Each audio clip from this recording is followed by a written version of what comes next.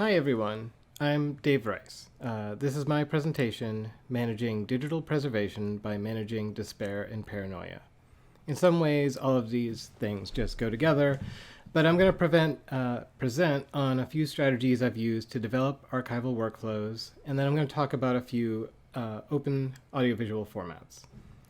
So I work at the City University of New York in a unit called CUNY Television, and that has been the largest audiovisual archive to be created in this public university system. It's been a place where audiovisual works by staff, students, and faculty have kind of funneled through and been created.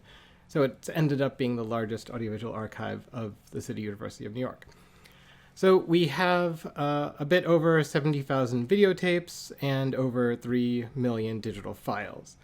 Part of the reason this file count is so high is that we've been dealing with born digital works for a very long time. And also we have had some projects like scanning radio scripts and doing film scanning resulting in DPX files. So sometimes one work may be comprised of many, many, many files.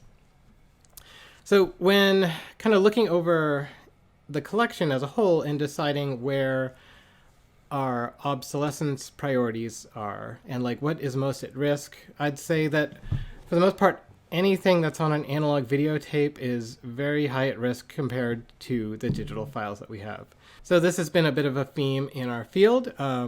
Mike Casey gave a presentation coming up with this term degradescence to refer to decaying videotape and obsolescence risks. During one of his presentations, Siobhan Hagen tweeted that degradescence of most AV will be by 2028. She tweeted this in 2014.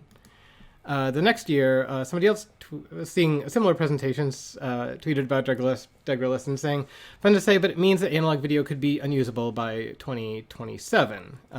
So the date moves up. Later in 2018, another tweet talking about obsolescent video saying that the deadline is now 2025. I mean, you can kind of see the trend here as the alarm kind of manifests among the archival community, and we deal with more and more risks with transferring this material. There's a need for increased haste. Last year I found this tweet. It was just degradescence now, as if we're at that point. Obviously we have to reformat our physical videotape collections as fast as we can using the technology that we have available. So when building a digitization station, we're a bit at the mercy of where we can get the physical hardware we need. I think a few years ago, it was a good time for archives to be acquiring this material because the organizations that use this kind of hardware to create media was disposing of it very rapidly. Organizations that had been doing video production were dependent on these machines for so long, but over the last few years, they've realized that there's really no business use for these machines. Specific to collection arrangement, I think often audiovisual archives tend to look like this. They have multiple formats all interleaved together, so you can see a mixture of different tape formats all here. One of the issues of this is that when you go to digitize it, it makes the process a bit difficult because all these kind of tapes here that we see have different characteristics. For instance, some of the digital tapes might just have an 8-bit video signal. The U-matic tapes might have 2 channels of audio, whereas DigiBeta has, I think, 8, and Betacam has 6. So obviously the characteristics of these different formats kind of vary from the type of tape to another type of tape. And thus the digitization varies too. Often, like one thing I stress in designing a digitization strategy is that when we are creating a digital file, it should match the characteristics of the original as extensively as possible. It should have the same frame rate, line count, aspect ratio, audio channel arrangement. So when dealing with a mixed collection like this and having to change your digitization strategy from like one tape to the next can be quite difficult. So at the City University of New York, what we did was we ended up organizing all of our collections by that physical format. So we would buy boxes that exactly contain a given number of a particular size of a particular format. So here you can see we have like this one box. I think it's like 13 inches by 9 by 11, and it holds exactly 14 large Betacam SX tapes. And this is one of those digital tapes that just creates like an 8-bit video signal, whereas our other tapes would be a 10-bit signal. The advantage of doing this is it really streamlines our digitization, because we can like focus particularly on one format and the kind of quality control issues that format manifests, and keep our digitization characteristics all identical over a large amount of materials. So we end up kind of feeling like we're digitizing like boxes of the same thing rather than tape by tape. And I think that makes the approach feel a bit more manageable for us. So to go to managing the digitization station, obviously like we have to build a station that works for the formats that we have in particular. So a lot of digitization stations end up looking something like this. It's kind of a combination of audiovisual playback units, like the decks themselves, and then the technical hardware that they're dependent on, like time-based correctors, process amplifiers, and then all the tools you'd need for quality control. So here you can see, like on the right in the middle, we have waveform monitors, vector scopes, a preview monitor. And then on the left side is the more modern half of everything. It's where we have a computer running digitization software with monitor, headphones. So when you build a digitization station, all this material ends up getting connected together, and you have like this big flow of information from basically like your oldest hardware to your newest hardware. This is like a more intermediate digitization station. But they can often be much more simple. Like this is a very simple one, just using a laptop. That like suitcase looking deck on the left is a J30 deck. It plays Digibeta, Betacam, a bunch of different of the same size format. And then that guy in the middle is a Blackmagic Ultra Studio Express. That box transforms the SDI signal from the deck into something that the computer is going to accept as a digital file.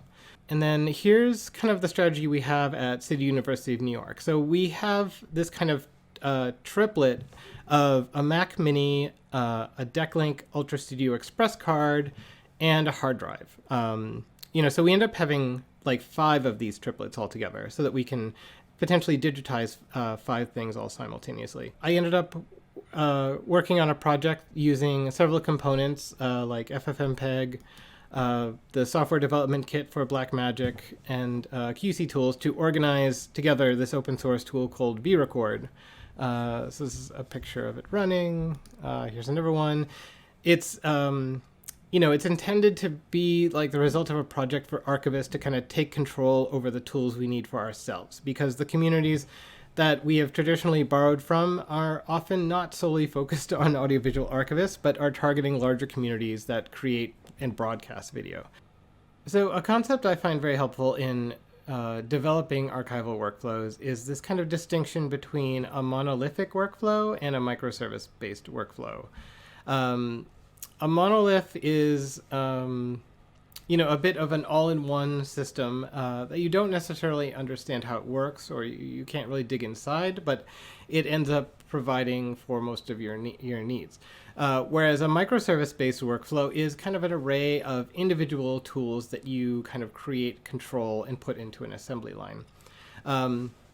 Monolithic systems that we tend to see in audiovisual archives would be things like digital asset management systems, where the DAM is tasked with handling acquisition, identification, access, an array of different things. But the monolith, the DAM, ends up kind of constraining what you can do, because you would only be able to make a particular derivative if it's like in a drop-down menu, or if it's in the definition of the DAM itself. A microservice-based workflow would be to create individual tools using scripting or instructive workflow for an operator, to kind of accomplish all the same things, but instead of having this large central monolith to the workflow, there's kind of an array of tools that can be replaced or improved upon individually. So to talk about microservices, while there's considerable reasons to favor monolithic architectures in archives, there are situations where a microservice workflow is favorable. So one of these is when the staff has or is willing to acquire comprehensive technical knowledge of its objects, processes, and tools. Trying to script your full workflow can be difficult, and trying to define how everything works and will be handled can be a substantial task. Often it can be easier to say, okay, we want the DAM to define the workflow for us, and we will adopt it and become practitioners of it. But sometimes there's like an ambition to construct the tools yourself and to create scripts that are shareable and substitutable. Another point would be when the design of the workflows is required to be agile and responsive to serve its target communities. Sometimes you'd have to change or evolve your workflow on an ongoing basis. And the changing of your workflow is just part of the progress that you anticipate your archive having. If you have a DAM system or a monolithic system, the rate at which you can change your system is a bit constrained by the features of the DAM. It might have updates once in a while that give you new ways to serve your community, but you don't have the same opportunity to envision and to respond and invent different aspects of the workflow. Another one would be when the responsibilities for the function maintenance and the design of the archival functions is appropriate to rest on the archives personnel rather than an outsourced company. And I know for some archives, they would prefer to have the responsibility, the care, and even the blame to be on the shoulders of a vendor that they have. So they could call their digital asset management company, say, this isn't working, please fix it. That might feel more comforting to an archive rather than, okay, Steven wrote this process and it broke, could he please fix it? It just kind of depends where you want the responsibility and maintenance to be. It's certainly a lot more onto the archive shoulders if they're running a microservice-based workflow. Another one would be when the opportunity for a monolith is not worth the cost of a long-term investment, such as when the work is managed in a temporary state or the evolution of technology is paced such that the archive must be prepared to examine and replace its tools and components on an ongoing basis. I tend to find when working with archival systems that those systems certainly change and they are replaced at a very fast rate compared to the objects that we're working on preserving. Certainly the media and the metadata that are in our audiovisual archives are intended to be as near permanent as we can get them to be. But we don't have the same objectives with the systems that run them. We might have a particular workflow for transcoding video or for providing access to our videos now, but it's going to be replaced soon whenever there's something better that we can introduce or afford or move on to.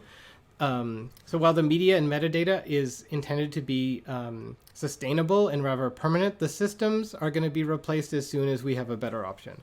So in some environments, it's not worth heavily investing into a monolithic system when it's a system that is likely only going to be in place for 5-10 years or so before it's outdated and we need to find something better.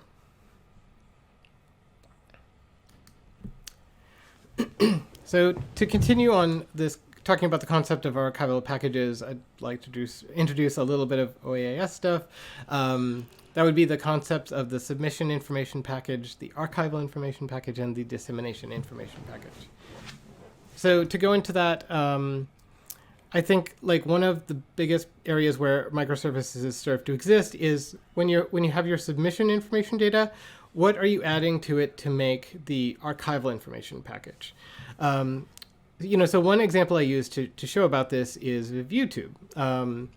YouTube's submission information package is very clearly defined. You upload one video file, and then you fill out this kind of basic information sheet, giving it a title, a description, some tags, a little bit of administrative metadata on if it's going to be unlisted or public. And then if you go into translations and advanced settings, you'll get a little bit more information. So you can add captions and stuff.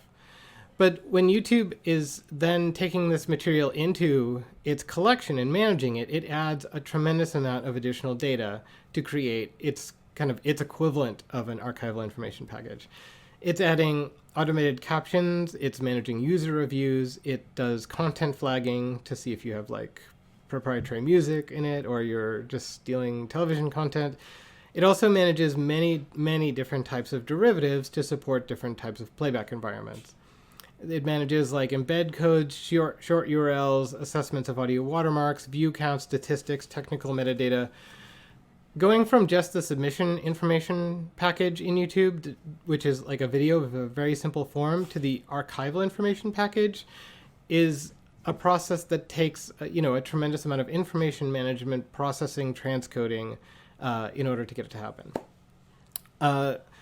So I'm going to talk a bit about like the first experience I had developing a microservice. I was working at Democracy Now! And managing a very large collection of CDs. It felt a bit like this.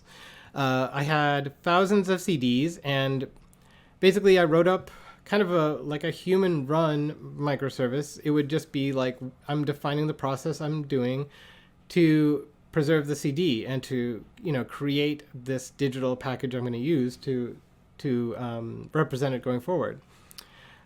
So basically I said I need to rip the CD to make a FLAC file, and then I need to make a WAV file from that. I need to make a folder to put everything in, and then to manage the logs of that process. Once I had all that written up, I ended up showing it to the IT administrator I was working with, and he ended up writing it into like what I consider my first microservice.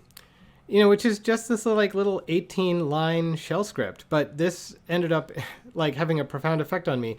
It's just like a while loop that asks the operator for the identifier of the CD, assigns that to a value, makes a folder for it, uses CD Paranoia to rip the CD into a WAV file. It then runs the FLAC utility on that WAV file and saves a report. And then for the FLAC file, it converts it into an MP3 using lame. It removes the WAV file and ejects the CD. So, what I found so beautiful about this is that it very cleanly separates out what the human operator needs to do versus what the computer needs to do. For me to make like all these individual folders, name all the reports, try to rip everything, process everything, there's a tremendous opportunity for a mistake in misnaming something, having a typo. But by having the computer do it with this script, everything's going to be a lot more standardized and easy. So for the operator, I'm just putting in a CD and typing in the identifier, and then I just wait until it ejects, and I loop that. So it made the process of ripping and managing our CD collection much better. But I just wanted to show this as an example of how simple a document could be as a microservice to perform such a scalable style of automation and to make your preservation work so much more consistent. So now at the City University of New York, we manage a repository of microservices called Media Microservices.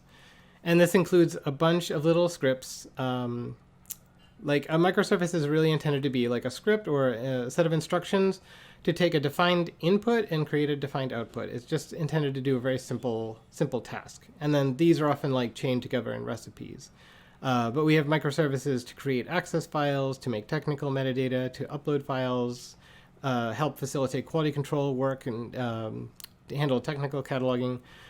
And we replace and contribute to these as we want, as we find opportunities to add more services into our collection.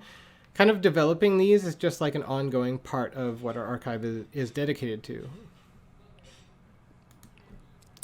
So even though that was several dozen microservices, I'd say this is generally the starter kit if you're starting to make a microservice-based workflow in your archive.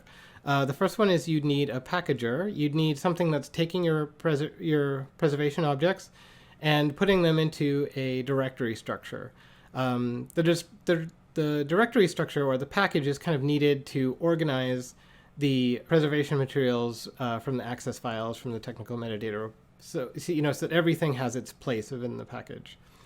The next one would be creating technical metadata. For us, we use FFmpeg, MediaInfo, and XFtool.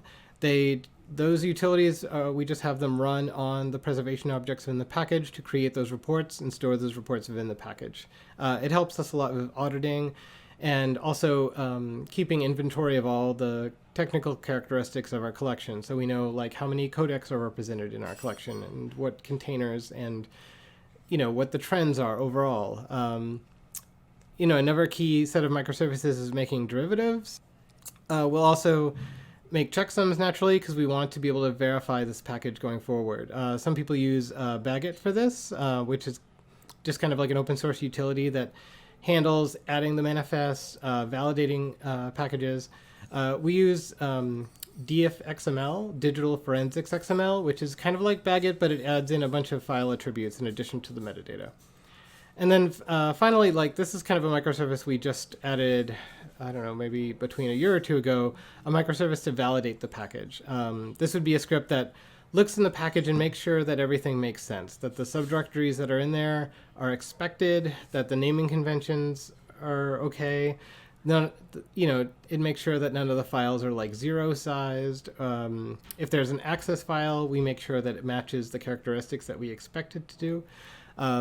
This has been, having this validation microservice has been enormously helpful as we've been migrating our packages of our older preservation work from older LTO tapes to newer ones. Because we'll run this validator on it and, we'll see our standards for managing digital content have kind of evolved over time. So often, like, having this microservice will help us pick out, like, some of the inconsistencies in our earlier work that we missed the first time. But now we have, like, this kind of more automated microservice to catch them. So I'd like to talk a little bit about the preservation formats I use for the digitization of analog video. These are two formats I've been able to work quite a bit on in the last few years. So first one is a video codec, FFV1. FFV1 is a lossless video codec developed by the FFmpeg community and now standardized under the Internet Engineering Task Force. FFV1 was first added into FFmpeg in 2003. Here's the original commit message from way back then. Here's a bit of the timeline. But in 2009, it ended up being picked up for some preservation use, and as that started to roll forward, there were more funding improvements. Eventually, in 2012 and 13, there was this work on FFV1 version 3. That added in support for new RGB formats, higher bit depths. It added in multi-threading, which is significant because it allows the computer to use multiple processors to decode and encode the FFV1 codec. So it makes it much, much faster than it was before. FFV1 version 3 also added in slice CRCs. A CRC is like a checksum. So FFV1 integrates checksums into the frames, into the slices of the frame, so that if there's any bit flip or sector loss or digital damage, FFmpeg can pinpoint exactly what frame or part of a frame it is in. In 2014 was the Performa project, funded by the European Commission. This was a project to help develop tools to allow archivists to have better control over select open formats, and they selected both Matroska and FFV1 for this work. From that project, which was something I worked on, we proposed using part of the project to nudge forth a standardization project within the Internet Engineering Task Force. So generally in digital preservation, the advice is, hey, make checksums for all your video files, but I'd say as an audiovisual archivist that this advice is not fair coming from the digital preservation community. Audiovisual files are so much larger than your average digital collection that this just does not scale. This does not work sufficiently for audiovisual archiving. The analogy I make to show this involves fire alarms. I'd say, like, if you are managing a traditional collection of like JPEGs, documents, like small files that are all, say, a megabyte or so, and you have a checksum for each one, if there's a checksum mismatch, it's kind of like having a fire alarm in your house. The fire department can come, they can say, like, where's the fire, where's the checksum mismatch, and address the issue. This works when the fire alarm is covering a small space, but with an audiovisual file, this would be like having a fire alarm for a full state or a nation. So I'd say, like, for an audiovisual archive, it's like having a fire alarm just to let the fire department know that somewhere in Wisconsin there is a fire. This information is not helpful enough to allow us to know how to respond to the issue. With FFV1, it integrates checksums to cover small amounts of information inside the file. So this is a bit like having a more regional fire alarm system, where even though you have a large file, it's still filled with many checksums per frame. So if there is digital damage, the equivalent of a fire, it can be pinpointed and addressed rather efficiently. Whereas the just having one fire alarm for the full state is more like what an uncompressed file would do. It wouldn't let you know where or how substantial the problem is, just that somewhere in this vast area there is a problem. So moving along, I wanted to talk about Matroska a bit. This is an audiovisual container format. So it's a container that is basically trying to take different types of data like audio, video, captions, attachments, subtitles, and arrange them all together onto a timeline. So for the timeline for Matroska itself, it was created in 2002. It had pretty widespread adoption as an internet video format, especially in communities such as anime and video piracy. But it became the foundation of Google's WebM project, very integrated into YouTube and other streaming video platforms. It added in a lot of features for subtitle management, chaptering abilities, and a very extensible structured metadata component. It also integrated in a lot of file attachment capabilities. So some of the data that the presentation is dependent on, such as custom fonts for subtitles or decoders, can be embedded directly into the file as attachments. And then it has very broad support for audiovisual encodings. So both Matroska and FFV1 are focus formats for the Stellar working group of the Internet Engineering Task Force. Stellar stands for Codec Encoding for Lossless Archiving and Real-Time Transmission. So this working group has been working on the specification documents for eBML, FFV1, Matroska, and also we're working on FLAC as well. Now, I'd say, like, in working to digitize analog video, there's still a lot of valid options. There's, folks are using uncompressed video in QuickTime or uncompressed in AVI. There's a large community using JPEG 2000 and MXF. And then there's kind of this newer community of using FFV1 or Matroska. And then, there are some archives choosing to work with lossy formats that are a bit more accessible, like ProRes, H.264, and so on.